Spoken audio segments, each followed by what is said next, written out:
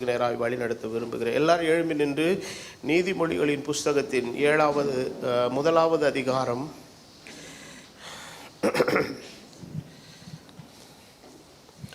7வது வசனத்தை படிங்க.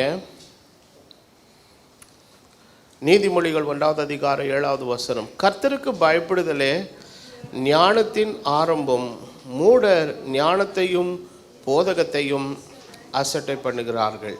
எல்லாரும் தலைவணங்கி ஜெபம் பண்ணுவோம். எங்கள் நல்ல பிதாவே, இந்த நல்ல வேளைக்காக நாங்கள் நன்றி செலுத்துகிறோம். இந்த ராத்திரி வேளையில் பரிசுத்த ஆவியானவர் எங்களோடு கூட உம்முடைய வார்த்தை கொண்டு இடைபடுவீராக. உம்முடைய தெய்வீக கரமும் பிரசன்னமும் உம்முடைய ஆசீர்வாதம் எங்களோடு இருந்து எங்களை வழிநடத்த ஜெபிக்கிறேன்.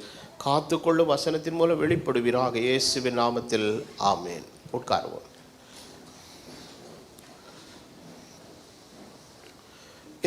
இந்த நாளின் செய்தியில் உங்களோடு பேச விரும்புகிற தேவனுடைய சத்தியம் மெய் ஞானம், த ட்ரூ விஸ்டம். நான் வாசித்த இந்த வேத வசனத்தில் ஞானி எழுதுகிறார், மூடர் ஞானத்தையும் போதகத்தையும் அசட்டை பண்ணுகிறார்கள். நம்முடைய வாழ்க்கையினுடைய பேச்சு வழக்கில் அநேக நேரங்களில் படா முட்டாள் அப்படின்ற பதத்தை நம்ம பயன்படுத்திடணும். இயேசு கிறிஸ்து கூட சிலரை மூடர் என்று சொல்லக்கூடாது, சொன்னால் அதுக்கு என்ன தண்டனைங்கிறது பைபிளில் சொல்லியிருக்கு. ஆனால் பிறரை மூடர் என்று சொல்ல வேண்டாம் என்று வலியுறுத்தி அதே வேதம் 2 இடத்துல அநேக விஷயங்களுக்கு மூடர் என்று சொல்லியிருந்தாலும் முக்கியமாக 2 விஷயத்தை வேதம் மூடர்களாக பார்க்கிறது. சங்கீதம் 53:1 சங்கீதக்காரன் எழுதுகிறார், தேவன் இல்லை என்று மதிகெட்டவன், அதாவது மூடன் தன் இருதயத்தில் என்ன சொல்லுகிறான். அப்போ தேவன் இல்லை என்று சொல்லுகிறவனை உலகம் இன்றைக்கு போற்றி கொண்டு இருக்கிறது. இன்றைக்கு நாத்திகவாதிகளினுடைய ஆரம்ப ஸ்லோகமே இப்படி தான் இருக்கும். கடவுள் இல்லை, கடவுள் இல்லை, கடவுள் இல்லவே இல்லை, கடவுளை சொல்லுகிறவன் முட்டாள், பைத்தியம் அப்படிலாம் சொல்கிறாங்க. ஆனால் அவங்க நம்மளை பைத்தியம் சொன்னால் வேதம் அவர்களை என்ன சொல்லுகிறது? தேவன் இல்லை என்று சொல்லுகிறவர்களை மூடர்கள் என்று வேதம் சொல்லுகிறது. சரிங்க, அவன் தாங்க மூடர், தேவனை அறியவில்லை, நான் தேவனை அறிந்திருக்கிறேன், தேவன் யார் என்பது எனக்கு தெரியும் அப்படின்னு நினைக்கிறவன் ஞானியா அப்படின்னு கேட்டிங்கன்னா அவனையும் வேதம் ஞானிங்கிற ஒரு இடத்துக்குள்ளே கொண்டு வரலை. இவன் தேவனை அறிந்திருக்கிறான், ஆனால் எதை அசட்டை பண்ணி கொண்டிருக்கிறான்? தேவனுடைய ஞானத்தையும் போதகத்தை என்ன பண்ணுறாங்க? அசட்டை பண்ணுகிறான். அப்போ தேவன் இல்லை என்று சொல்லுகிறவன் மூடன் தான். தேவனை அறிந்தேன் என்று சொல்லி தேவனுடைய போதகத்தையும் ஞானத்தையும் என்ன பண்ணுறவன்? அசட்டை பண்ணுகிறவன். அப்போது இந்த உலகத்தில் ஞானம் என்பது எது? அப்போ இன்றைக்கி உலகத்தில் ஞானம் என்கிறத பலர் பலவிதமாக விமர்சிக்கிறாங்க. பல மதங்கள் அதற்கு பல விதமான விளக்கங்களை கொடுக்குது.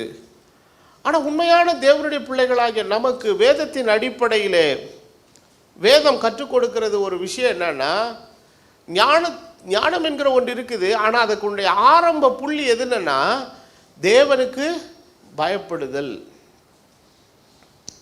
அப்போ உலக பிரகாரமாக படிக்கிற கல்வி ஞானம் அல்ல, ஒன்றான மெய்தேவனாகிய அவரை அறிந்து அவரை புரிந்து அவருடைய கற்பனைகளுக்கு பயந்து வாழ்கிற வாழ்க்கையை தான் வேதம் என்னன்னு சொல்லுகிறது? ஞானத்தினுடைய ஆரம்பம். இதுதான் எல்கேஜி பாடமே. அப்போ தேவ பயம் ஒரு மனுஷனுடைய இருதயத்தில் இருந்தாதான் அவன் பரிசுத்தமுள்ளவனாக இந்த பூமியிலே வாழ முடியும். வேதத்திலே நிருபத்திலே அப்போஸ்தலன் ஒரு வசனத்தை எழுதுகிறான், பரிசுத்தமாகுதலை தேவ பயத்தோடு என்ன செய்ய கடவோம்? பூரணப்படுத்த கடவோம். அப்போது இந்த உலகத்தில் வாழ்கிற தேவனுடைய பிள்ளைகளாக இருக்கிற ஒவ்வொருவருக்கும், நம்முடைய பிள்ளைகளுக்கும் இன்றைக்கு எந்த பயம் தேவை என்று சொன்னால் தேவனுக்கு பயப்படுகிற பயம். வேதத்திலே பழைய ஏற்பாட்டில் எழுதப்பட்டிருக்கிறது, அவரே உங்கள் அச்சமும் நடுக்கமுமாக இருப்பாராக என்று அப்படிலாம் வசனம் எழுதப்பட்டிருக்கிறது. ஸோ இப்படிப்பட்ட வசனங்கள் எல்லாம் எழுதப்பட்டதனுடைய அர்த்தத்தில் என்னன்னா, ஏன் ஆண்டவருக்கு நான் பயப்படணும்? அவர் என்ன ஏதாவது பண்ணிடுவாரா? அவர் என்ன பயப்படுவார் என்று சொன்னால் ஏதோ தோற்றத்தில் அவர் பயப்படக்கூடியவராக இருக்கிறாரா? அந்த மாதிரியெல்லாம் இல்லை. பழைய ஏற்பாட்டு காலத்தில் தேவன் தம்முடைய ஜனத்திற்கு காட்சி அளித்த போது எப்படின்னா, அவர் எரிகிற அக்கினியாக, பட்சிக்கிற அக்கினியாக, இடிமுழக்கத்தின் சப்தமாக தேவன் தம்முடைய ஜனத்திற்கு வெளிப்படுத்தினார். அதாவது அவருடைய அப்ரோச்சே எப்படி இருந்ததுன்னா, பயப்படத்தக்க விதமாக இருந்தது. அப்போ ஜனங்க ஆண்டவர் மெய்யான ஆண்டவர் மீது உள்ள அறிந்து பயந்தார்கள் என்பதை விட, அவர் கழித்த அந்த தோற்றம் இருக்கு பாருங்க, அந்த காட்சி இருக்குது பாருங்க, அதுதான் எப்படி இருந்ததுங்க, பயமா. சில வாத்தியாருங்க தோற்றமே எப்படி இருக்குங்க, சில குழந்தைங்களுக்கு பயமாக இருக்கும். முறுக்கு மீசை வச்சுட்டு வருவார், கையில் கம்பு வச்சுருப்பார். ஏதோ ஒரு அப்பியரன்ஸில் தன்னை ஒரு ஒரு ஒரு என்னை பார்த்தா நீங்கள் எல்லாம் பயப்படணுண்டா அப்படின்னு சொல்கிற மாதிரி அவர் வருவார். அப்போது அவர் மீது காட்டுகிற பயம், அவர் எதாவது பண்ணிடுவாரோ, அடிச்சிருவாரோ, உதச்சிருவாரோ அப்படிங்கிற நிலையில் உண்டாகிற பயம். ஆனால் உண்மையான பயங்கிறது என்னென்னா, அவர் மீது இருக்கிற மரியாதையில் கொடுக்கறதுன்னு ஒன்று இருக்குது பாருங்கள், அதுதான் உண்மையான பயம். அப்போது ஆனால் இந்த காலத்தில் தேவன் நம் மத்தியில் ஒரு பட்சிக்கிற அக்கினியாகவோ அல்லது நம்மளை அச்சப்படத்தக்க ஒரு பயமுறுத்துகிற ஒரு அப்ரோச்சில் ஆண்டவர் வரலை. அவர் பரிசுத்த ஆவியாக, அவர் சமாதானத்தின் தேவனாய் நம்ம மத்தியில் வாசம் பண்ணுகிறார். அப்போ இன்றைக்கு நமக்கு என்ன தேவை என்று சொன்னால், அவர் மீது இருக்கிற அந்த மெய்யான மரியாதையின் நிமித்தம், அவரை யார் என்று அறிந்து, அவருடைய ஸ்தானம் என்னது என்பதை அறிந்து, அவர் எனக்காக என்ன செய்திருக்கிறார் என்பதை அறிந்து, அந்த ஒரு தெளிவான சரியான புரிதலோடு காட்டுகிற ஒரு பயம் ஒன்று இருக்குது பார்த்தீங்களா, அந்த பயம்தான் கர்த்தருக்கு பயப்படுகிற பயம். இன்னைக்கு அந்த பயம் இன்னைக்கு போயிடுச்சு. இன்னைக்கு கிறிஸ்தவ உலகத்தில் கூட அநேகருக்குள்ள கிறிஸ்தவ தேவ பயம் எப்படி இருக்குன்னு கேட்டிங்கன்னா, எனக்கு ஏதாவது ஆயிடும், கெட்டது நடந்துடும். இன்னைக்கு குறிப்பாக நம்முடைய தேசம் எடுத்துட்டிங்கன்னா, ஒரு ரிலீஜியஸ் கண்ட்ரி, எல்லாருக்கும் அதாவது கடவுளை ரொம்ப டீப்பாக அவன் சேவிக்கலைன்னா கூட, அடிப்படையில் ஏதாவது ஒரு விஷயத்தை செய்தால் கூட கடவுளை டச் பண்ணாமல் இந்த விஷயத்தை யாரும் என்ன பண்ணுறது இல்லைங்க, செய்கிறதில்ல. மளிகை கடையில் கணக்கு எழுதுகிறவர் கூட மேலே ஒரு சுழி போட்டுட்டு தான் என்ன செய்கிறாரு, எழுதுறாரு. அந்த மளிகை கடையில் இருக்கிற சாமானுக்கும் அதில் இருக்கிற அமௌண்ட்டுக்கும் அந்த சுழிக்கு என்ன கிடையாது, சம்மந்தம் இல்லை. ஆனால் வியாபாரத்தை தொடங்கும் போது இப்படி தொடங்கினா தான் சரியாக இருக்கும். ஒரு கடையை திறக்கும் போது கூட காலையில் ஏதோ ஒரு சின்ன சின்ன செரிமோனியல் அப்படி பண்ணிட்டு தான் அவர் வியாபாரத்தை என்ன செய்கிறாருங்க, தொடங்குறாரு. ஒரு டிரைவர் ஒரு வண்டியை எடுக்கும்போது கூட என்னமோ ஒன்று ரெண்டு வார்த்தையை சொல்லி, அவர் எந்த அளவுக்கு டீப்பாக ஆன்மீகத்தில் இருக்கிறாருங்கிறதெல்லாம் அடுத்த கொஸ்டின். ஒரு சிம்பிளாக ஒரு ஒரு ஒரு ஒரு 3 செகண்டோ 4 செகண்டோ விஷயத்தில் கூட அவன் எந்த ஒரு விஷயத்தை தொடங்கும் போது கூட ஏதாவது ஒரு காரியத்தை ஒரு வழிபாடாகவோ அந்த ஒரு காரியத்தை, ஒரு சிலர்லாம் நான் இப்போ சாப்பிடும்போது பார்த்துருக்கேன், அப்படி எடுத்து மேலே அப்படி விட்டுட்டு சாப்பிடுவாங்க, பார்த்துருக்கீங்களா? இப்போ இதனுடைய அடிப்படை என்னன்னா, தெய்வம் என்கிற there is a superior power beyond us. நம்மளை தாண்டி நமக்கு நம்முடைய கண்களுக்கு புலப்படாத ஒரு வலிய சக்தி ஒன்று இருக்கிறது. அவருக்கு நம்ம ஓரளவாவது அவரை கண்டுக்கலன்னா நமக்கு ஏதாவது என்ன நடந்துடும், தீமை நடந்துவிடும். அப்போது மக்கள் ஒரு வீட்டை திறக்கினாலும் சரி, ஒரு வியாபாரத்தை திறக்கினாலும் சரி, ஏதாவது ஒரு காரியத்தை செய்யினாலும் சரி, ஒரு பயணத்துக்கு போகணுன்னா கூட சரி, வழி அருகே போய் அதுக்குன்னு சில வழிபாடுகளை செய்து ஏதோ ஒரு சில காரியத்தை செஞ்சுட்டு தான் தங்கள் பயணத்தை என்ன செய்கிறாங்க, தொடங்குறாங்க.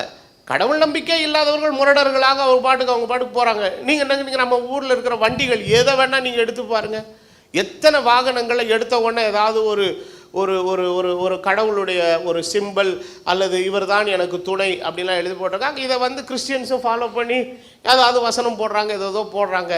இது எல்லாத்துக்கும் பின்னால் தேவன் மேலே இருக்கிற மரியாதையா அப்படின்னு நீங்கள் எடுத்து பார்த்தீங்கன்னா அதெல்லாம் ரொம்ப குறைவு தான். ஆனால் அடிப்படை என்னன்னா, இப்படியெல்லாம் செஞ்சிட்டா எனக்கு என்ன நடக்காது, எந்த ஒரு தீமை கஷ்டம் ஒரு ஆபத்து வந்துடாது, எனக்கு ஒரு பிரச்சனை வராது, எனக்கு இது வராது என்கிற அந்த ஒரு அப்ரோச் தான். ஆனால் தேவனுக்கு பயப்படுகிற பயத்தை குறித்து இங்கே வேதம் நமக்கு கற்பிக்கிற நிலை என்னவென்று சொன்னால், அவரை அறிகிற அறிவிலாலே ஒன்றான மெய்தேவனாகிய உம்மையும் நீர் அனுப்பினவராயிருக்கிற இயேசு கிறிஸ்துவை அறிவது நித்திய ஜீவன். அப்போ ஒரு மனுஷனை யார் என்று அறியும் போது இயல்பாகவே ஒரு ஒரு ரெஸ்பெக்ட் அண்ட் ரெவரன்ஸ் வரும் பார்த்தீங்களா, அதுதான் ரொம்ப முக்கியம். கடந்த நாளில் இந்த ஈரோடு மாவட்டம் நினைக்கிறேன், ஒரு அம்மா 1 ரூபாய்க்கு தான் இட்லி விற்கிது. அதை பற்றி ரொம்ப நிறைய பரபரப்பாக நிறைய யூடியூபர்ஸ் எல்லாம் போடுறாங்க. சமீபத்தில் அந்த அம்மாவுக்கு ஒரு குறிப்பிட்ட யூடியூபருங்க ஆட்கள் அவங்கள அழைச்சி அவங்களுக்கு விருதெல்லாம் கொடுத்து ரொம்ப பெரிய கௌரவம் கொடுத்தாங்க. ஒரு தமிழகத்தை சேர்ந்த ஒரு சுற்றுலாத்துறை அமைச்சர் கூட அந்த இதில் விஜயம் செய்து அவர் தான் அந்த வெகுமதியை கொடுத்துட்டு காலை தொட்டு கும்பிட்டார். இப்போ நான் இது எதை சொல்ல வரேன்னா, அந்த அம்மாவுக்கு அவ்வளோ பெரிய அரங்கத்துக்குள்ளே கொண்டு வந்து அவ்வளோ பெரிய கௌரவத்தை கொடுக்கறதுக்கு பின்னால் என்ன விளம்பரம் இருந்துச்சு? ஒரு மண்ணும் கிடையாது. அந்த அம்மா செய்த அந்த ஒரு சின்ன செயலினுடைய தாக்கம் அநேகருடைய உள்ளத்துக்குள்ளே அந்த அம்மாவை கொண்டு போய் பிடிக்க வச்சது இல்லாமல் அவர்களை அறியாமலே ஒரு மரியாதையை எல்லாருக்குள்ளே என்ன பண்ணிடுச்சிங்க, கிரியேட் பண்ணி விட்டுருச்சு. இன்றைக்கி தெய்வத்தை அறிகிற அறிவுன்றது அப்படி தான். அவரை பற்றி நான் ஜாஸ்தி அறிய என்ன அறியாமலே அவர் மீது எனக்கு என்ன வருதுங்க, மரியாதை. அப்பா இவ்வளோ நான் ஆராதிக்கிற தேவன் இவ்வளோ பெரியவரா, இப்படிப்பட்டவரா, இப்படி தான் இருக்க வேண்டுமா என்கிற ஒரு நிலை வருது. அப்போது இந்த தேவனுக்கு பயப்படுற பயம்தான் என்ன பயங்க, ஞானத்தின். அப்போ நம்ம பிள்ளைகளுக்கு மாத்திரமில்லை, நாமளும் வாழ்க்கையில் கடைபிடிக்க வேண்டிய ஒரு. அப்போ இன்றைக்கி தேவனுக்கு பயப்படுதல் அப்படிங்கிறத குறித்து கிறிஸ்தவ உலகத்தில் பலவிதமான இன்டர்பிரிட்டேஷன்ஸ் இருக்குது. என்ன இன்டர்பிரிட்டேஷன்ஸ்னால், கர்த்தருக்கு பயப்படுதல் அப்படி தான் காலையில் 5 மணிக்கு எந்திரிச்சு முழங்கால நிற்கணும் அப்படின்னு ஒருத்தர் சொல்கிறாரு. இன்னொருத்தர் சொல்கிறார் கர்த்தருக்கு பயப்படுறவங்களா இருந்தால் காலையில் எழுந்த உடனே பைபிள் படிக்கணும் அப்படின்றாரு. இன்னொருத்தர் சொல்கிறாரு கர்த்தருக்கு பயப்படுதெல்லாம் வாரத்துக்கு ஒரு தரமாவது உபவாசம் இருக்கணும் பிரதருங்கிறாரு. இப்படி ஒவ்வொருத்தர் கர்த்தருக்கு பயப்படுதலுக்கு ஏகப்பட்ட விளக்கங்களை கொடுக்குறாங்க.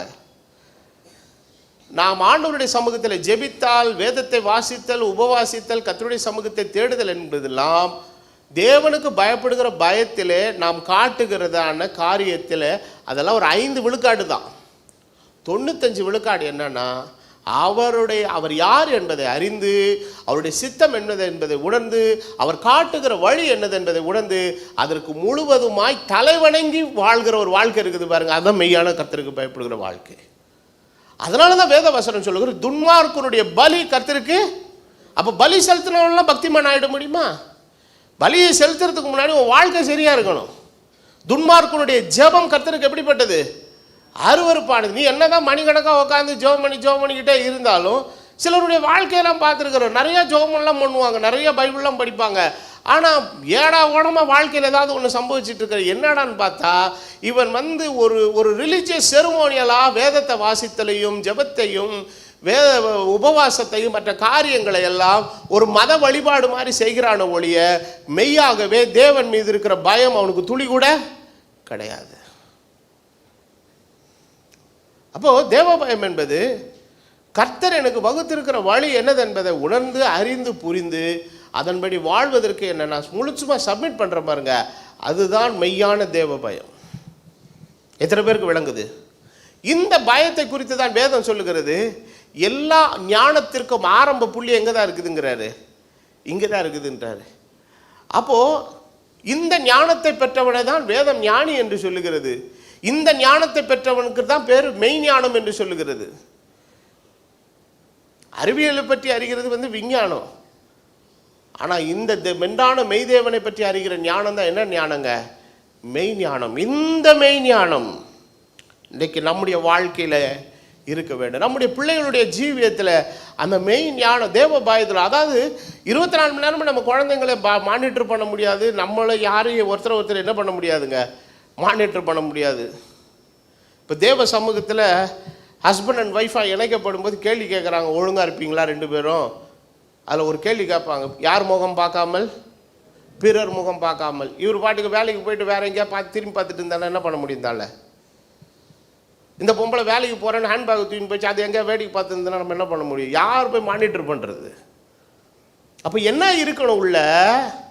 தேவ பயம் இருக்கிறவனுக்கு பாவம் செய்ய என்ன செய்ய வராது, அங்கே இடமே கிடையாது. அப்போ சிறு பிள்ளைகளானாலும் வாலிபர்களானாலும் யாராக இருந்தாலும் சரி, இந்த தேவ பயம் என்கிறதான தேவனுக்குடைய வசனத்துக்கு பயப்படுகிற பயமும், நான் வாழ்கிற வாழ்க்கை யாரோ ஒருவர் என்ன செய்து கொண்டிருக்கிறார், 24 மணி நேரமும் கண்காணித்து கொண்டிருக்கிறார். இன்னைக்கு கொஞ்சம் கொஞ்சமாக நாம் நம்மளுடைய ப்ரைவசியை நம்ம என்ன பண்ணிக்கிட்டே இருக்கிறோம், நம்மளை அறியாமலே இழந்துக்கிட்டு இருக்கிறோம். இந்த செல்ஃபோன் என்னைக்கு கையில் வந்துச்சு எல்லாமே போச்சு, நம்ம விட்டு எல்லாமே நம்மளை விட்டு போயிடுச்சு. அதில் இருக்கக்கூடிய அந்த லொக்கேஷனை நீங்கள் ஆன் பண்ணிட்டீங்கன்னா யாரோ ஒருத்தர் நீங்கள் எந்த இடத்துல இருக்கிறீங்கிறத யாரோ ஒரு மூலையிலிருந்து யாரோ என்ன பண்ண முடியுங்க, கண்காணிக்க முடியும். நீங்கள் எங்கே போகிறீங்க, நீங்கள் எங்கே வர்றீங்க, எல்லாத்தையும் கண்காணிக்க முடியும். இன்றைக்கி டிஜிட்டலைசேஷன் சொல்லி சொல்லி சொல்லி சொல்லி எல்லாத்தையும் பண்ணிவிட்டு இன்றைக்கு எல்லா மனுஷன் தன்னுடைய தன்னுடைய ப்ரைவசி அவன் சுத்தமாக என்ன செஞ்சிட்டாங்க, இழந்துட்டான். யாரோ ஒருவர் நம்மை கண்காணித்து கொண்டிருக்கிறார்கள், நம்முடைய இவைகளை கண்காணித்து கொண்டிருக்கிறார்கள். இந்த ஆதார் நம்பர்னு ஒன்று கொடுத்துட்டீங்க பார்த்தீங்களா, அது ஒன்றை நீங்கள் இப்போ அடிச்சிங்கனாலே போதும். உங்களுக்கு எத்தனை பேங்க்கில் பேங்க் அக்கௌண்ட் இருக்குது, ஒவ்வொரு பேங்க்லையும் எவ்வளோ காசு வச்சுருக்கிறீங்க, அந்த நம்பரில் எத்தனை ப்ராப்பர்ட்டிஸு எந்தெந்த ஊரில் எந்தெந்த பத்திரப்பதிவு அலுவலகத்தில் பதிவு செய்யப்பட்டிருக்குது, எத்தனை தடவை ஃபாரின் போயிட்டு வந்திருக்கிறீங்க, எல்லா விவரத்தையும் எடுத்துடலாம் ஒரே கிளிக்கில். எல்லா டிரான்ஸ்பரன்சியும் போயிடுச்சு. நமக்கு மேலே நாடுகளிலெல்லாம் இன்னும் வச்சுருக்கிறாங்க. அவனுடைய பர்சனல் இன்ஃபர்மேஷன் ப்ரொடெக்ஷனுக்குன்னு சில சட்ட வரம்புகள்லாம் வச்சு அதெல்லாம் ரொம்ப பாதுகாப்பாக வச்சு எல்லாத்தையும் கொடுக்கணுங்கிற அவசியம் இல்லை. ஆனால் இன்றைக்கி நம்ம ஊர் எப்படின்னு பார்த்தீங்கன்னா எல்லாம் ஓப்பன் தியேட்டர் மாதிரி ஆயிடுச்சு. ஆனால் இது எல்லாத்துக்கும் மேலே நம்மளை உண்மையாகவே 24 மணி நேரமும் கண்காணிக்கிற தேவன் ஒருவர் என்ன செய்து கொண்டிருக்கிறார், இருந்து கொண்டிருக்கிறார். அப்போது இந்த ஞானம் ஒரு மனுஷனுடைய வாழ்க்கையில் இருக்கும்போது வேதத்தில் பக்தன் சொல்கிறான், என் மகனே உன் அப்பா சொல்கிறத என்ன செய், கேள். உன் தாயினுடைய போதகத்தை என்ன செய்யாதே, தள்ளாதே. தாய் திட்டக்கூடாது, தாய் என்ன செய்யணுங்க, போதிக்கணும். போதிக்கிறது வேற, திட்டுறது வேற. நீ போதிக்க வேண்டிய காரியத்தை போதிக்க வேண்டிய நேரத்தில் போதித்திருப்பாயானால் திட்டுறதுக்கு வேலையங்க கிடையாது. நமக்கு எப்போ நிறைய நேரங்களில் டென்ஷன் வருதுன்னா, போதிக்க வேண்டிய நேரத்தில் போதிக்கிறத நம்ம என்ன செஞ்சிடறோம், விட்டுட்டு தப்பு செய்யும்போது டென்ஷன் ஆகிறோம். இழுத்து போட்டு 4 அடி அடிக்கிறோம், சாத்துறோம், தப்பு தபால் திப்பில் உழுது. அதனால் அவன் என்ன பண்ணிடுறான், நல்லா நினைக்கிறான் அப்படின்னு நினச்சிடுறோம். உடனே அதுக்கு ஒரு வசனம் வச்சுருக்கோம், பிறம்பை கையாடாதவன் தன் மகனை பார்க்கிறான்னு. அவன் இந்த வசனத்தை கேட்டு என்னைக்கு உட்காந்து எனக்கு போதனை பண்ணியிருக்கேன்னு திருப்பி கேட்டானா என்ன பண்ணுவீங்க? ஓகே, அப்போ தேவனுடைய வசனம் என்ன சொல்லுகிறது, அது உனக்கு அலங்காரம், அது உன்னுடைய கழுத்துக்கு என்னவாக இருக்கும், சரப்பணிமாக இருக்கும். சொல்லிட்டு சொல்கிறாரு, பாவிகள் உனக்கு நயம் காட்டினாலும், பாவிகள் என்று சொன்னால் தேவனுக்கு பயப்படாத மனுஷன் வந்து நயங்காட்டுதல் என்று சொன்னால் ஆசை காட்டுதல். ஆசை காட்டினாலும் நீ அதுக்கு என்ன பண்ணாத, சம்மதியாது. அவன் கூப்பிடுவான், வா எங்களோட வா, இரத்த சிந்தும்படி என்ன செய்வோம், பதிவிருந்து குற்றமற்ற இருக்கிறவர்களை முகாந்திரம் என்று என்ன செய்யலாம், பிடிக்கலாம் அப்படின்னு சொல்லி நம்ம அப்படி ஆயிடலாம் இப்படி. இன்றைக்கி உலகத்தில் இன்றைக்கி பிள்ளைகள்லாம் பார்த்தீங்கன்னா தாய் தகப்பன் சொல்கிறத கேட்குறத விட கூட இருக்கிறவங்க சொல்கிறது ரொம்ப கேட்குதுங்க. நம்ம சக்திக்கு நம்ம பலத்துக்கு எந்த காலேஜ் போன நம்ம தீர்மானிச்சு வச்சா இவன் டிசைட் பண்ணிட்டு வந்து இந்த காலேஜில் போடுங்க, ஒன்றும் பிரச்சனை இல்லை, நீயே போய் சேர்ந்து நீயே கட்டிக்கோ. உங்கள் அப்பனாலையும் ஆத்தானாலையும் எங்கே போட்டு எங்கே படிக்க வைக்க முடியுமோ அங்கே தான் படிக்க வைக்க முடியும். அப்போது இன்றைக்கி எப்படி இருக்குதுன்னா, எல்லாம் இவங்க எல்லாம் உட்காந்து இந்த இது மாதிரி பேசிக்கிட்டே இருக்கிறது. அந்த காலேஜ் போகணும், இந்த காலேஜ் போகணும், இப்படி ஆகணும், அப்படி ஆகணும், இந்த இந்த கடையில் போய் தலைமுடி வெட்டணும், அந்த கடையில் பேண்ட்டு போடணும், அந்த கடையில் பேண்ட்டை பாதி ஆக்கணும். ஹலோ, இவனுக்கு எங்கேருந்து இன்ஃப்ளூயன்ஸ் கிடைக்குதுன்னா, யாரோ ஒருத்தர் அவனை சுற்றி இன்ஃப்ளூயன்ஸ் பண்ணிகிட்டே இருக்கிறாங்க. ஆனால் உண்மையாகவே தேவனுக்கு பயப்படுகிற மனுஷனாக இருந்து அவன் சொல்ல வேண்டிய காரியம் என்னென்னா, எனக்கு உன் ஆலோசனை எனக்கு வேணாம், உன் ஆலோசனை எனக்கு என்ன செய்யவே செய்யாது, ஒத்துப்பட்டு வரவே வராது. நான் தேவனுக்கு பயப்படுகிற மனுஷன், எனக்குன்னு வழிகாட்டக்கூடிய நல்லவர்கள் என்ன செய்கிறாங்க, இருக்கிறாங்க. அவங்க சொல்கிற இந்த அப்போது இன்றைக்கி அதான் வேத வசனம் சொல்ல ஒரு சுய புத்தி. இன்றைக்கி நிறைய பேர் சுய புத்தியை சார்ந்து தனக்கு கொடுக்கப்பட்ட காலத்தை, நேரத்தை, ஆண்டுகளை விரயம் பண்ணின மனுஷர்கள் இருக்கிறாங்க. ஒழுங்காக ஏதாவது ஒரு நல்ல ஒரு விஷயத்துக்கு தாய் தகப்பன் சொன்ன காட்டின வழியில் போய் இதை படிப்பா இப்படி இருக்கலாம் அப்படின்னு சொல்லியிருந்து போயிருந்தாங்கன்னா இந்நேரம் முடிச்சு ஏதாவது ஒரு வேலையில் உட்காந்துருக்கலாம். அப்போது ஒரு ஒரு ஒழுங்கற்ற ஒரு வாழ்க்கை நிலை. காரணம், சுற்றி இருக்கிற யாரோ ஒருத்தருடைய இன்ஃப்ளூயன்ஸ் அவனை இது பண்ணிக்கிட்டே இருக்குது. இந்த தப்பான ஆலோசனை, த ராங் கவுன்சில், தேவ பயம் இல்லாமல் போகிறதான இந்த காரியம் கடைசியில் எங்கே கொண்டு போய் விடுன்னு சொன்னீங்கன்னா 19வது வசனம் சொல்லுது, நீதிமொழிகள் 1:19 சொல்லுகிறது, இது பொருளாசையுள்ள எல்லாருடைய வழியும் இதுவே, இது தன்னை உடையவர்களின் உயிரை வாங்கும். எதை வாங்குமா? உயிரை வாங்குமா. அப்போது கர்த்தர் இந்த உலகத்தில் நம்மளை வச்சது எதுக்காக? இவன் கேட்குறான், நம்ம ஆட்கள், என் உயிரை எதுக்கு வாங்குறேன்றான், நான் எதுக்கு உயிரை வாங்கணும்? அதே இது பெற்றோர் சொல்கிறார், நீ ஏன் உயிரை வாங்கலப்பா, நான் உன் உயிரை வாங்கலை, நீ தான் என் உயிரை என்ன செஞ்சிகிட்டு இருக்கிற, வாங்கிட்டு இருக்கிறேன்னு பெற்றோர் புலம்புறாங்க. அப்போ வேத வசனம் சொல்லுகிறது, பொருளாசையுள்ள எல்லாருடைய வழி இதுவே, இது தன்னை உடையவர்களுடைய உயிரை அது என்ன செய்யும், வாங்கும். அப்போ வேத வசனம் என்ன சொல்லுதுன்னா, நீதிமொழிகள் 16:6 கிருபையினாலும் சத்தியத்தினாலும் பாவம் நிவர்த்தியாகும், கர்த்தருக்கு பயப்படுகிறதுனால் மனுஷர் தீமையை விட்டு விலகும். ஒரு மனுஷன் எப்போ தீமையை விட்டு விலக முடியும் கேட்டிங்கன்னா, எப்போ கர்த்தருக்கு பயப்படுகிற பயம் இருக்கும் போது மாத்திரமே. அப்போ வேத வசனம் சொல்லுகிறது 34வது சங்கீதத்திலே, தீமை ஒரு மனிதனை கொல்லும். இப்போ தீமை விட்டு விலகணும்னா அந்த தீமை எவ்வளோ மோசமானதுங்கிறத அவன் உணர்ந்து கொள்ளணும். இப்போ தீமை என்பது என்ன? சிகரெட்டு பிடிக்கிறது, குடிக்கிறது, வெறிக்கிறது, கஞ்சா அடிக்கிறது, இதுதான் தீமையா?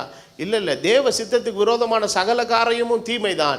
காரணம், கர்த்தருடைய வார்த்தை நமக்கு நன்மையை மாத்திரம்தான் செய்யும். ஹல்லேலூயா. கர்த்தர் நல்லவர், அவர் நல்லவர், நன்மையை மாத்திரம் நமக்கு என்ன பண்ணுறவர், செய்கிறவர். வேதத்தில் எழுதப்பட்டிருக்கிற வேத வாக்கியங்கள், சத்தியங்கள், வேதத்தினுடைய வார்த்தைகள் ஒன்றிலும் கேடு இல்லை, விபரீதம் இல்லை, தீமை இல்லை, அசுத்தம் இல்லை. அவையெல்லாம் நம்முடைய வாழ்க்கைக்கு நன்மை செய்யக்கூடிய காரியங்களாக இருக்கிறது. அப்போ வேத வசனம் சொல்லுகிறது, கர்த்தருக்கு பயப்படுகிறதுனால தான் மனுஷர் எதை விட்டு விலக முடியும், தீமை. எந்த தீமை விட்டு? தேவ சித்தத்துக்கு விரோதமான தீமைகளை விட்டு என்ன பண்ண முடியுங்க, விலக முடியும். அப்போது இன்றைக்கி நம்ம ஒவ்வொருடைய ஜீவியமும் கிறிஸ்துவுக்காக ஒரு வேறு பிரிக்கப்பட்ட ஒரு வாழ்க்கையாக அது இருக்க வேண்டும். நான் ஒரு ஆங்கிலத்தில் ஒரு வாசகத்தை எழுதியிருக்கிறத படிக்கிறேன். The devil is the source of all evil. சகல தீமைக்கும் மூல காரணம் யாரு தான்? பிசாசு. Any devilish advice which comes to your life to influence you to go away from the perfect will of God, that is devil. பிசாசுனா என்ன? தேவனுடைய நன்மையும் பிரியமும் பரிபூரண சித்தம் எது என்கிறத விட்டு உன்னை விலகச் செய்வதற்கு ஏதுவாக வரக்கூடிய எல்லா ஆலோசனை என்னது தான்? பிசாசு தான். எத்தனை பேர் ஒத்துக்கிறீங்க? இயேசு ஒரு நாள் பேதுருவை பார்த்து சொன்னார், அப்பாலே போ சாத்தான். என்ன எதுக்கு சொன்னார்?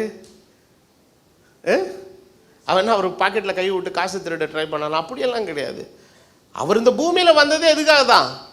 சிலுவையில் போய் மாண்டு ஜீவனை கொடுக்கறதுக்கு தான் அந்த உலகத்தில் வந்தார். அப்போ வந்த அவருடைய அந்த மேலான தெய்வீக நோக்கத்திலிருந்து அவரை டிஸ்ட்ராக்ட் பண்ணுறதுக்கு இவன் வந்து பேதுரு மூலமாக பிசாசு என்ன பண்ணுறான், ஆலோசனை சொல்கிறான். அப்போ தான் சொல்கிறான், ஆண்டவர் சொல்கிறார், அப்பாலே போ சாத்தானே, நீ தேவனுக்கு கேட்டவைகளை சிந்தியாமல் எதிர்கேட்டவைகளை சிந்திக்கிறாய். அப்போது தீமை என்பது என்ன, பாவம் என்பது என்ன?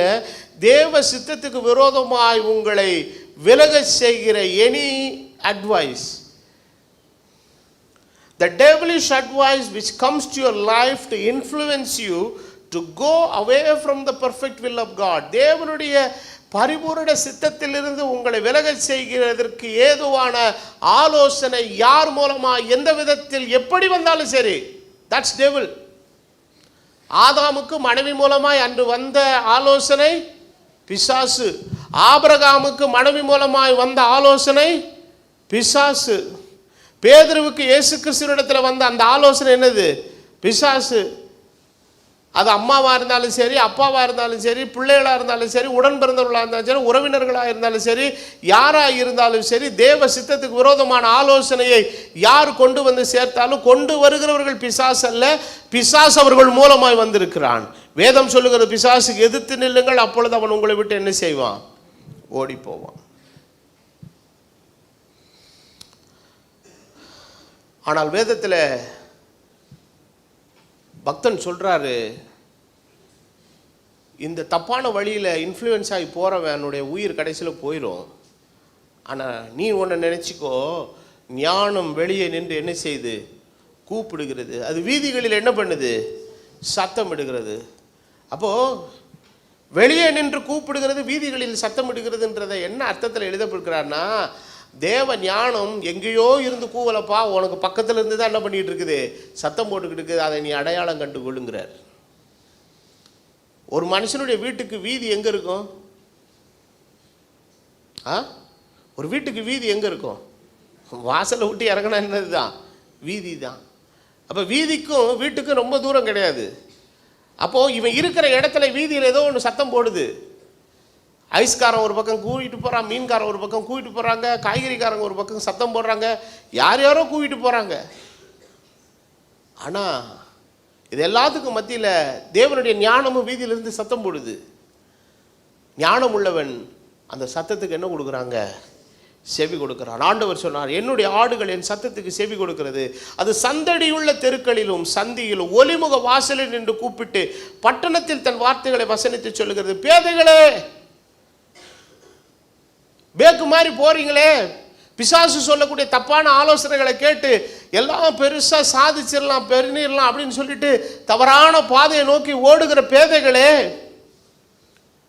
நீங்கள் ஞானத்தை வெறுக்கிறது எது வரைக்கும் பண்ணிகிட்டே இருப்பீங்க?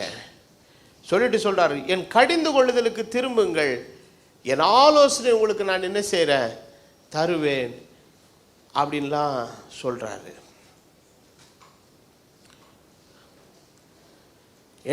நான் கூப்பிட்டும் நீங்கள் என்ன பண்ண மாட்டேங்கிறீங்க? கேட்க மாட்டோம் என்கிறீர்கள். என் கையை நீட்டியும் கவனிக்கிறவன் ஒருவனும் இல்லை.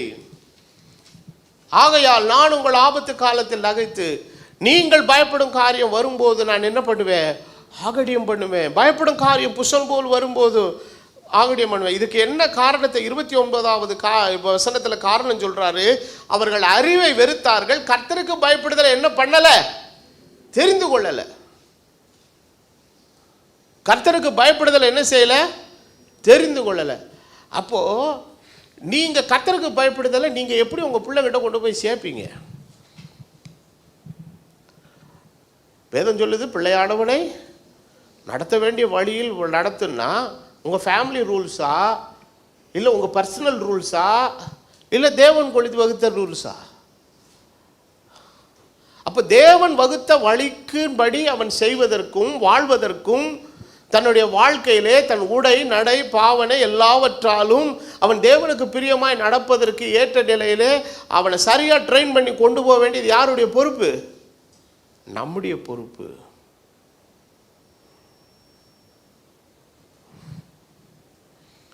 சொல்றாரு, அவர்கள் கூப்பிடுவார்கள், நான் என்ன பண்ண மாட்டேன்?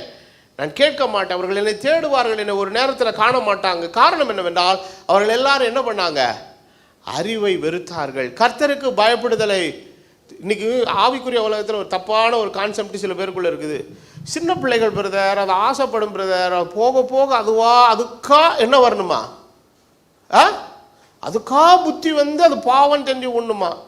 நான் இப்படி சொல்லிட்டேன்ல, நாளைக்கு டாஸ்மாக் கட்டு போய் விட்டுருவோன்னு குவார்டர் அடிக்கிட்டு, இப்போ குவார்டரில் ஸ்டார்ட் பண்ணிட்டோம், அப்புறம் ஆஃபு ஃபுல்லு, அப்புறம் எவ்வளோ அடித்தாலும் ஒன்றும் என்ன செய்யாது, அடங்காது. அவனுக்கா மனசு திருந்தி குடிக்கிறது பாவம் வெறுத்து வரட்டும்.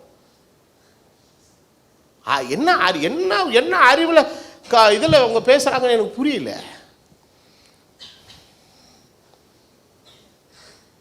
ஆண்டவர் சொல்றார், கர்த்தருக்கு பயப்படுதலை என்ன செய்யாமல் போனார்கள்? தெரிந்து கொள்ளாமல் போனார்கள். இப்போ கர்த்தருக்கு பயப்படுகிறது, அப்போ சபைக்கு பயப்படுறத தெரிந்து கொள்றாங்க, பாஸ்டருக்கு பயப்படுறதா, இதெல்லாம் என்ன வருதுன்னா மாய்மாலம் வந்துடுது. கர்த்தருக்கு பயப்படுகிற பயத்தினோடு வாழ்கிற வாழ்க்கை என்கிறதுல ஒரு மனுஷன் எங்கே இருந்தாலும் எப்படி இருப்பான்? அவனுடைய செயல்பாடு கரெக்டாக இருக்கும், அவனுடைய செயல்கள், அவனுடைய காரியங்கள், அவனுடைய நடைகள் எல்லாம் கரெக்டாக இருக்கும். அப்போது இன்றைக்கி நாம் தேவனுடைய சமூகத்துக்கு வரும்போது இப்படி அப்போது கிறிஸ்தவ வாழ்க்கையினுடைய நிலையில் நம்ம விஷயங்களை இது எனக்கு பிடிச்சிருக்குது, எனக்கு பிடிக்கலை அப்படின்லாம் நம்ம சூஸ் பண்ணலாம் முடியாது. எல்லாத்தையும் நம்ம என்ன செய்து தான் ஆகணுங்க. ஆமாம், சுவையில் கூட என்ன சொல்கிறாங்க? அறுசுவை சொல்கிறாங்க. இனிப்பு, புளிப்பு, துவர்ப்பு, காரம் எல்லாம் இருக்குது. மனுஷனுக்கு பிடிக்காத ரெண்டு சுவை என்னது? கசப்பும் துவர்ப்பும். ரெண்டும் பிடிக்காது. அதில் காரம் பிடிக்காதுன்றவங்க ஒரு சிலர் தான், மேக்சிமம் எல்லாருக்கும் பிடிக்கும். பிடிக்கவே பிடிக்காது அப்படின்னு ரொம்ப தூரம் தள்ளுறவன் ரெண்டு ருசியை தான். எதை தான்? துவர்ப்பையும் கசப்பையும் தான். ஆனால் அது எல்லாமே நம்முடைய சரீரத்துக்கு எப்படிப்பட்டதாக இருக்குதுங்க? தேவை உள்ளதாக இருக்குது. அப்போது எதை நம்ம வாழ்க்கையில் எடுத்துக்கொள்கிறோம் அப்படின்னு சொல்கிறதுல ரொம்ப முக்கியமான காரியங்கள்லாம் இருக்குது பாருங்க.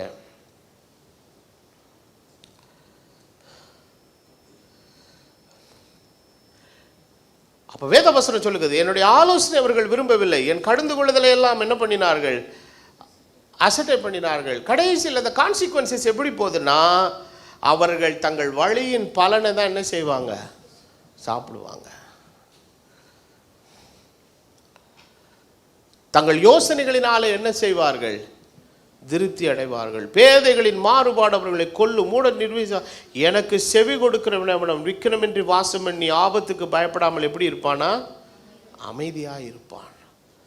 இப்போ அதனுடைய அர்த்தம் என்னன்னா, ஒரு நாள் ஆண்டவருடைய சத்தம் அடங்கிரும். அப்போ இதுதான் தேவனுடைய சத்தத்துக்கு செவி கொடுத்து அவர் கேட்ட நிலையில் வாழ்கிற வாழ்க்கை.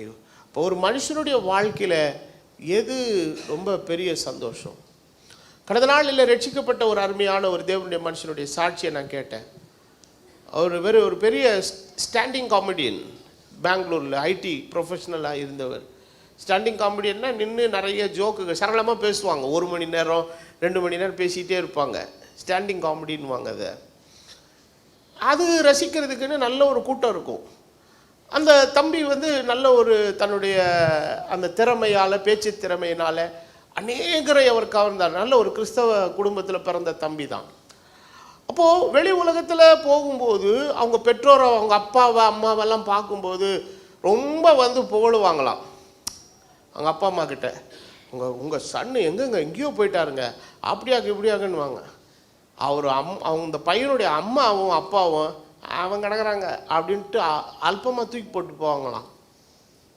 காரணம் என்னன்னா, அவங்க தகப்பனும் தாயும் ஜெபிக்கிறவர்களாகவும் தேவ பக்தி உள்ளவர்களாக இருந்ததுனால அப்படி இருதயத்தில் என்னன்னா, அவன் என்ன புகழை வாங்கி ஆண்டவரை அறிகிற அறிவில் தேவ பக்தியில் இல்லைன்னா இவன் என்னத்தை வாங்கி என்ன பிரயோஜனம்?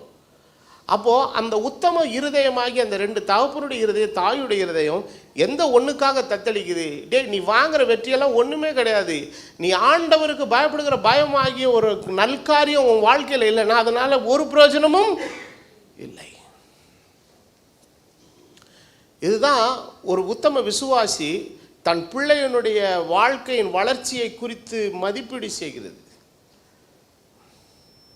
எவ்வளோ படிச்சிருக்கான், எவ்வளோ டிகிரி வாங்கியிருக்கான், எவ்வளோ பேச்சு திறமை இருக்குது, எவ்வளோ நல்லா ஸ்மார்ட்டாக இருக்கிறான், அது இல்லை. என் பிள்ளைகள் சத்தியத்தில் நடக்கிறார்கள் என்பதுதான் எல்லாத்தில் விட முக்கிய சந்தோஷம். அதுக்குரிய எம்ஃபசிஸை அவன் கொடுத்துட்டே இருக்கணும். அப்போ நீ வேதத்தை வாசியா, நீ ஜெபம் பண்ணுறியா, ஆண்டவரோடு எந்த அளவுக்கு நெருக்கமாக வாழ்கிற என்கிறதான ஒரு ஒரு தேவ பக்திக்கு ஏதுவான ஒரு மானிட்டரிங் அவளை குறித்து எந்த பெற்றோர் காட்டுகிறார்களோ அவர்கள்தான் பிள்ளையை ஒழுங்காய் நடத்துகிறவர்கள். நீ வாங்கி கொடுக்குற சட்டையோ, நீ வாங்கி கொடுக்குற நீ காலேஜ் ஃபீஸோ, நீ என்ன பிள்ளைகளுக்காக பண்ணுறீங்களோ அது ஒன்றுமே உங்களை நித்திய ஜீவனுக்குள்ளே கொண்டு போய் சேர்க்காது. பிள்ளையினுடைய இருதயத்தில் நீங்கள் விதைக்கிறதான நல் காரியங்களும் அவர்களை தேவ பக்திக்கு ஏதுவாய் நடத்துகிற நல் விஷயங்கள் தான் அவர்களை நித்திய ஜீவனுக்குள்ளே கொண்டு வந்து சேர்க்கும். வேதத்தில் ஒரு வசனம் உண்டு, தன் இஷ்டத்துக்கு விடப்பட்ட பிள்ளை தன் தாய்க்கும் தகப்பனுக்கு வெட்கத்தை உண்டாக்குவான். இன்னைக்கு இருக்கிற சூழ்நிலையிலெல்லாம் பிள்ளைங்க வளர்ந்துடுறாங்கன்னா அவங்க அட்வைஸை நம்ம கேட்கணுன்றாங்க. அது சரிப்பட்டே வராது. அது வேதம் அதுக்கான அனுமதி எங்கேயுமே கொடுக்கல. 18 வயசு ஆச்சுன்னா அவர் அடல்ட் ஆகிட்டாராம். அவருக்காக சுயமாய் தீர்மானித்து ஒரு குழந்தை தன்னுடைய விருப்பத்தை பெற்றோர் இடத்துல சொல்லலாம். ஆனால் அவன் தெரிவித்த அந்த விருப்பம் சரியா தவறாங்கிறத யார் தான் நிர்ணயம் பண்ணணும்? பெற்றோர் தான் கரெக்டாக சூஸ் பண்ணணும். அதுக்கு ஜெபிக்கிறவர்களாக இருக்கணும், கர்த்தரை தேடுகிறவர்களாக இருக்கணும், கர்த்தருடைய சித்தத்தை நோக்கத்தை தெளிவாய் புரிந்து அறிந்து கொண்டு உணர்கிற ஒரு மக்களாக இருக்க வேண்டும்.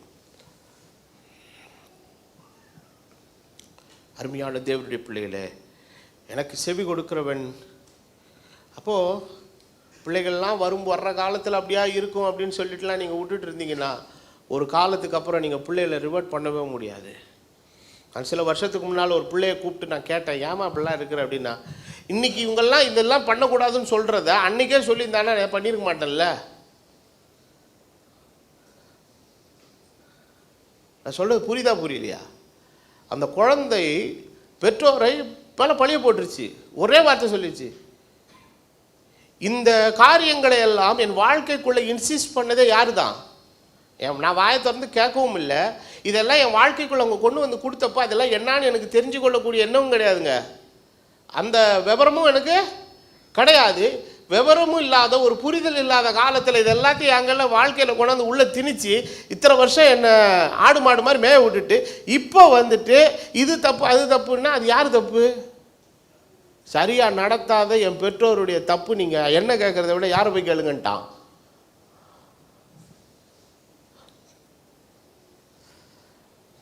அருமையான கர்த்தருடைய பிள்ளையில, இன்னைக்கு நான் ஒவ்வொருவருடைய விசுவாச ஜீவியமும் தேவனுக்கு உண்பதாக சரியாக இருக்க வேண்டும்.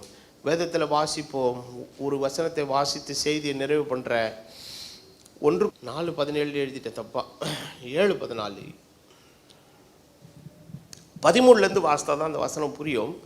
அப்படியே ஒரு ஸ்திரீயுடைய புருஷன் அவிசுவாசியாக இருந்தும் அவளுடனே வாசமாக இருக்க அவனுக்கு சம்மதம் இருந்தால் அவளை என்ன செய்யாதிருக்க கடவன்? தள்ளிவிடாதிருக்க கடவன். என்னத்தினாலெனில் அவிசுவாசியான புருஷன் தன் மனைவியால் என்ன ஆக்கப்படுகிறான்? பரிசுத்தமாக்கப்படுகிறான்.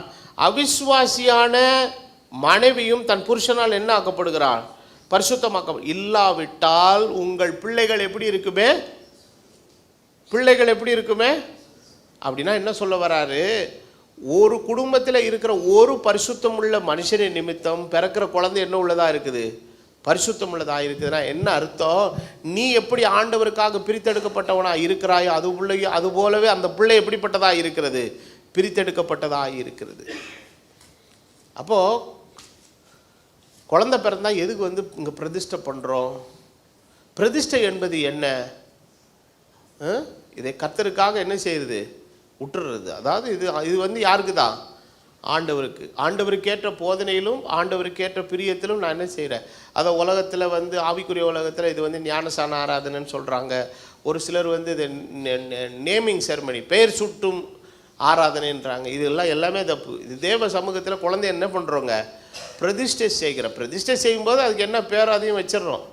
இன்றைக்கெல்லாம் பர்த் சர்டிஃபிகேட்லலாம் பேர் என்ன செஞ்சிடணுங்க? ஆரம்பத்திலேயே கொடுத்துடணும். நாங்களாம் பிறக்கும் போதெல்லாம் ஆண் குழந்தை, பெண் குழந்தை, சன் ஆஃப், டாக்டர் ஆஃப்னு அப்பா அம்மா பேரை மாத்திரம் தான் போடுவாங்களே வழி வேறு எதுவும் போட மாட்டாங்க. அதுக்கப்புறம் பேர் வந்து தானாக வச்சு அதுக்கப்புறம் ஸ்கூலில் கொடுக்கும்போது பேரை இவங்களே எழுதி கொடுப்பாங்க. அதுதான் பேரை அக்செப்ட் பண்ணப்படும். ஆனால் இன்றைக்கி அப்படி இல்லை. பர்த் சர்டிஃபிகேட்லேயே கட்டாயம் என்ன போட்டுருணுங்க? இப்போ அதுக்காகவே இன்றைக்கி பெற்றோர் எல்லாம் குழந்தை பிறக்கிற டெலிவரிக்கு ஆகிறதுக்கு நெருங்கி வர்ற சமயத்திலே ஒரு பெண் குழந்தையுடைய பேர், ஆண் குழந்தையுடைய பேரை சூஸ் பண்ணி வச்சுக்கிறாங்க. பிறக்கிறது எது பிறந்தாலும் டக்குன்னு என்ன பண்ணணும்? ரெக்கார்டுக்கு நம்ம கொடுக்கணும்னு. ஆக இது பெயர் சூடுகிற விளையாடலாம் கிடையாது. இது வந்து தேவனுக்கு பிரதிஷ்டை செய்கிறது. அப்படின்னா என்ன அர்த்தம்? பிள்ளைகள் கர்த்தரால் வரும் சுதந்திரம். அப்போ அந்த சுதந்திரமாக தேவன் எனக்கு கொடுத்த அந்த குழந்தையை கர்த்தருக்கேற்ற பிரியத்திலும் போதகத்திலும் பரிசுத்தத்திலும் மாத்திரம்தான் நான் என்ன செய்வேன்? வளர்ப்பேன் என்கிற ஒரு உறுதியை தேவ சமூகத்தில் கொடுத்துட்டு நம்ம கூட்டு போகிறோமே அந்த குழந்தைய நம்ம அப்படி தான் வளர்க்குறோமா? யோசிக்கணும். அப்போது இன்றைக்கி தேவனை அறிகிற அறிவுக்குள்ள பிள்ளைகள் வளருவதும், தேவ வசனத்தை அறிகிற அறிவுக்குள்ளே குழந்தைகள் வளருவதும், தேவ பயத்தோட பிள்ளைகள் வளருவதும், ஒரு நல்ல ஆவிக்குரிய சபையிலே இன்றைக்கி பிள்ளைகள் இருந்து வளருவதெல்லாம் ஒரு உண்மையிலேயே சொல்லுவேன், அந்த பிள்ளைகளுக்கு தேவன் தந்திருக்கிற மிகப்பெரிய பாதுகாப்பான வாழ்க்கை. நீங்கள் போட்டிருக்கிற எல்ஐசி பாலிசி கிடையாது, நீங்கள் பிள்ளைகளுக்குன்னு போட்டு வச்சுக்க இன்வெஸ்ட்மெண்ட் கிடையாது, வச்சிருக்கிற படிப்பு கிடையாது, இது கிடையாது பிள்ளைகளுடைய பாதுகாப்பு. உங்களுடைய பிள்ளைகளுடைய மெய்யான பாதுகாப்பை நிர்ணயம் செய்கிறதே அவர்களை சுற்றி இருக்கிற தேவன் போட்டிருக்கிற ஒரு வளையம், அந்த பாதுகாப்பின் வளையம். அப்போ இதற்குள்ளே தான் இன்றைக்கி நம்ம வளர்க்கணும். அப்போ இந்த வளையம் எப்போ எதுக்குள்ளே நம்ம எப்போ எவ்வளோ நாளைக்கு வளையத்துக்குள்ளே இருக்கிறோன்னா, தேவபாயம் இருக்கிற வரைக்கும் வளையத்துக்குள்ளே இருக்கிறோம். தேவபாயம் என்னைக்கு போதும் அது எதை விட்டு தாண்டிட்டோம்? வேலியை தாண்டிட்டோம். வேலியை தாண்டினதுக்கப்புறம் யாருடைய பாதுகாப்பு இங்கே என்ன கிடையாது. So no one is responsible for the unlocked house. பூட்டப்படாத வீட்டுக்கு யாரும் என்ன ஆக முடியாது? உத்தரவாதி ஆக முடியாது. அப்போ வீட்டுக்குள்ளே இருக்கிற பொருள் பாதுகாப்பாக இருக்குன்னா வீடு என்ன பண்ணப்பட்டிருக்கணுங்க? பூட்டப்பட்டிருக்கணும். அப்போ இன்றைக்கு உங்கள் வாழ்க்கை ஒரு பாதுகாப்பின் வளையத்துக்குள்ளே இருக்கணும். தேவனுடைய பாதுகாப்பின் விளிம்புக்குள்ளே நம்முடைய பிள்ளைகள் எப்பொழுது என்ன செய்யணுங்க? இருக்கணும். அப்போ இன்றைக்கு தேவ பயமாகிய அந்த மெய்யான ஞானம் இன்றைக்கி நாம் ஒவ்வொருவருடைய வாழ்க்கையில் இருந்தால் அது நம்முடைய பிள்ளைகளுக்குள் இருந்தால் மாத்திரமே பிள்ளைகள் இந்த பூலோக வாழ்க்கையில் ஒரு ஆசீர்வாதம் உள்ள ஒரு பிள்ளைகளாய், சிறப்பான பிள்ளைகளாய், நன்மையான பிள்ளைகளாய், ஆண்டவருக்கு பிரயோஜனமான பிள்ளைகளாய் வளருவார்கள் என்பதில் எந்த விதமான சந்தேகமும் இல்லை. காரணம் வேதவசனம் சொல்கிறது, உங்கள் பிள்ளைகள் உங்கள் நிமித்தம் என்ன உள்ளதாக இருக்குதுங்க? பரிசுத்தம் உள்ளதாக இருக்கிறது. இந்த ராத்திரி வேளையில நம்மை நம்முடைய வாழ்க்கையை நாம் சிந்தித்து ஆராய்ந்து பார்த்து பிள்ளையை நாம் நடத்த வேண்டிய வழியிலே சரியானபடி நடத்தி கர்த்தருக்கு பயப்படுதலாகிய ஞானத்தை நம்ம எப்பொழுதுமே என்ன பண்ணிக்கிட்டே இருக்கணுங்க? அதை நம்ம இன்சிஸ்ட் பண்ணிக்கிட்டே இருக்கணும். சும்மா நம்ம தேவ ஆலோசனை எடுக்கும்போது அங்குள்ள விஷயங்களை எடுக்கக்கூடாது. சில இங்கே பல வருஷங்களுக்கு முன்பாக இங்கே இருந்த ஒரு அருமையான நண்பர் ஒருத்தர் சமீபத்தில் ஒரு படம் ஒன்று எனக்கு அனுப்பியிருந்தார். அவர் செய்த சில நல்ல காரியங்கள் எல்லாம் ஒரு படமாக அனுப்பியிருந்தார். அதை நான் பார்த்துட்டு எழுதினேன், பரவாயில்ல, நல்ல காரியங்கள்லாம் நீங்கள் செய்திருக்கிறீங்க, பாராட்டுகள் என்று அனுப்பியிருந்தேன். அதுக்கு உடனே அவர் பதில் அனுப்பிச்சிருந்தார். என்ன அனுப்பிச்சிருந்தாருன்னா, இவை எல்லாவற்றையும் நாங்கள் எங்கே கற்றுக்கொண்டோம்? இந்த இடத்துல தான் கற்றுக்கொண்டோன்னு எழுதினார். அங்கே தான் எனக்கு கொஞ்சம் சுருக்குன்னு ஆச்சு. அப்போது ஒரு விஷயத்தை எப்படி நடத்தணுன்றதை கற்றுக்கொண்ட நீ வாழ்க்கையில் எல்லாவற்றையும் எதில் எடுத்துக்கொள்ளணும்? கணக்கில் எடுத்துக்கொள்ள வேண்டும். It is good to know what we learn from here, but it is a matter that we all have to take everything into an account. எல்லாத்தையும் நம்ம எதுக்குள்ளே எடுக்கணுங்க? சும்மா ஏதோ இங்கே 1-2 எடுத்து வச்சுக்கிட்டு அது இங்கே கற்றுக்கிட்டேன், இமானுவேல் ஜெபூட்டில் கற்றுக்கிட்டேன், அண்ணனோடு இருந்த காலத்தில் இந்த டைலாக்லாம் வேலைக்காக ஆகாது. அதெல்லாம் இருந்தால் எல்லாத்துலேயும் கரெக்டாக என்ன செய்யணுங்க? இருக்கணும். அப்போது ஒருத்தருடைய நேமை நம்ம இன்சிஸ்ட் பண்ணி சொல்கிறோன்னா அதுக்கு பின்னால் இருக்கக்கூடிய அவங்க அந்த மனுஷனுடைய வாழ்க்கையில் இருந்த அந்த வேல்யூஸ் நமக்குள்ளே எந்த அளவு இம்பேக்ட் ஆகிருக்குதுங்கிறது ரொம்ப முக்கியம். புரியலைங்களா? புரியலையா உங்களுக்கு? அப்போ அதுக்கு நமக்கு என்ன வித்தியாசம் இருக்குது? அப்போது வாழ்க்கை என்கிறது சும்மா வேஷதாரிகளெல்லாம் என்ன செய்யக்கூடாதுங்க? வாழக்கூடாது. அப்போது we have to take everything. முதல்ல அல்லேலியாங்கிற அல்லேலியாவுக்கு அர்த்தம் தெரியுமா? நமக்கே தெரியாது. அப்புறம் போய் கேட்டால், இல்லைங்க எல்லா கிறிஸ்டினும் சொல்லுவாங்க, அதனால் நான் உங்களுக்கு பிடிக்குன்னு என்ன பண்ணேன் சொல்லேன்னுவார், அவ்வளோதான். அப்போது நல்லா விளங்கி கொள்ளுங்க, இந்த வாழ்க்கையில் நம்ம இருக்கிற காலத்தில் சும்மா ஏதோ ஒருத்தருடைய இமேஜை வச்சு நம்ம வாழக்கூடாது. நமக்கு இன்னைக்கு குழந்தைங்க பாடின பாட்டில் ஒரு பாட்டு ரொம்ப அழகான பாட்டு. நம்முடைய அடையாளம், நம்முடைய முகம் யாரு தான்? ஏசு கிறிஸ்து. அப்படி ஜானி பிரதர் மாதிரி அப்படி பிரசங்கம் பண்ணுறது, ஜானி பிரதர் மாதிரி ட்ரெஸ் பண்ணுறது, ஜானி பிரதர் மாதிரி தலை சீவுறது, அந்த அந்த அந்த வேஷம்லாம் வேலைக்கு ஆகாது. Back up the screen. Johnny brother எப்படி வாழ்கிறாரு? அதனால தான் பவுல் சொன்னான், நான் கிறிஸ்துவை பின்பற்றுறது போல் நீ யாரை என்ன பின்பற்றுங்க? பிலிப்பியரில் எழுதுறா, நீங்கள் என்னிடத்தில் கண்டும் கேட்டும் அறிந்தும் இருக்கிறவைகள் எவைகளோ அவைகளை என்ன பண்ணுங்க? ஆமாம், பிரசங்க பாணி, பிரசங்க துணி, அந்த ஸ்டைலு எல்லாம் இமிட்டேட் பண்ணலாம். திரைக்கு முன்னால் இருக்கிற விஷயங்களை இமிட்டேட் பண்ண தெரிந்த உனக்கு திரைக்கு பின்னால் நான் என்ன செய்கிறேங்கிறத ஏன் இமிட்டேட் பண்ண தெரியல? அந்த தேவ பயமுள்ள வாழ்க்கை, தேவ வசனத்துக்கு கீழ்ப்படிந்து நடக்கிற வாழ்க்கை, அது ரொம்ப முக்கியம் இல்லையா? அப்போ அதையே எல்லாருக்குள்ள அந்த இமிட்டேஷன் வரமாட்டேங்குது. இதுவும் இருக்கணும், அதுவும் இருக்கணும், எல்லாமே இருக்கணும். அப்போ இந்த நாளிலே தேவனுடைய பிள்ளைகளாக இருக்கிற நாம் கர்த்தருக்கு பயப்படுதல் ஆகிய ஞானத்தை நம்முடைய ஜீவியத்தில் உடையவர்களாக இருந்து கர்த்தருக்கு ஏற்ற பயத்தோடும் பக்தியோடும் பரிசுத்தத்தோடும் வாழ்ந்து நாம் மாத்திரமல்ல, தேவன் நமக்கு தந்த பிள்ளைகளும் தேவனுடைய சமூகத்தில் சேருகிற ஒரு நல்பாக்கியத்தை ஆண்டவர் அருள வேண்டும் என்கிற வேண்டுதலோடும் பிரார்த்தனையோடும் இந்த மாலை நேரத்தில் தேவ வார்த்தையை நான் நிறைவு செய்கிறேன். வந்த உங்கள் அனைவரையும் கர்த்தர் அளவில்லாமல் ஆசீர்வதி பெற்றுக்கொண்டு கடந்து செல்லும்படி கேட்கிறேன். நாம் யாவரும் எழும்பி நாம் ஜெபம் பண்ணுவோம்.